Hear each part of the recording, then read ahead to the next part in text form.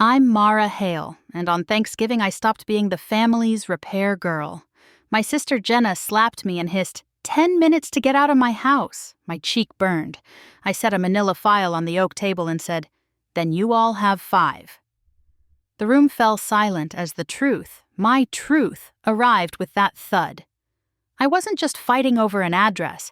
I was reclaiming my life and the land that shaped it.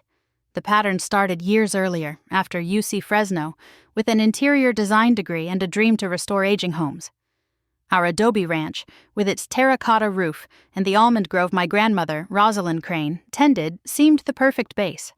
While my parents, Elaine and Robert, orbited Jenna's career, I drove Rosalind to appointments and learned to coax water through stingy lines as taxes climbed and summers lengthened. Jenna breezed in asking for just $2,000 to launch a boutique. I said yes, then another 1,000, then more.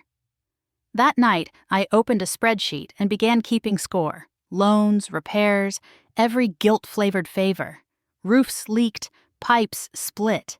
I patched what I could and paid what I couldn't, telling myself family was worth it. Rosalind tapped an almond shell against my ledger and murmured, keep your roots and your proof. Years blurred. Debts didn't. Between invoices and apologies, I became the Grove's quiet irrigation, invisible, essential, endlessly tapped. Now. I didn't flinch when Jenna's husband grabbed the file. Read it, I said. Inside were notarized receipts, transfer slips, and a letter Rosalind wrote 6 months before she died. In her slanted ink, she named me steward of the Grove and the northern parcel, citing the years I kept it breathing when storms and bills pressed in. My mother's mouth tightened. My father stared at the irrigation map like a betrayal. This is ambush, Jenna snapped. No, I said, it's accounting. I tilted the amortization sheet toward my parents. Every loan you called a hand totals $32,000 plus interest. I'm forgiving it in exchange for final say over the ranch and a buyout of the boutique lien against the house. The room swayed with new math. My father muttered about tradition. My mother whispered, family first. I have been doing that, I answered, and slid out the water rights notice I filed after the last drought. You were going to sell the back lot to a developer who doesn't understand the well depth or the easement. That sale would sink the Grove.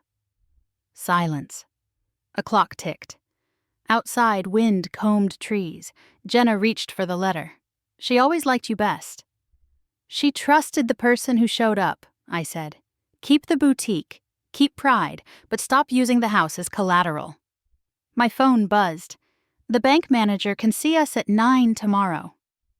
We'll settle this, I said, and picked up the file.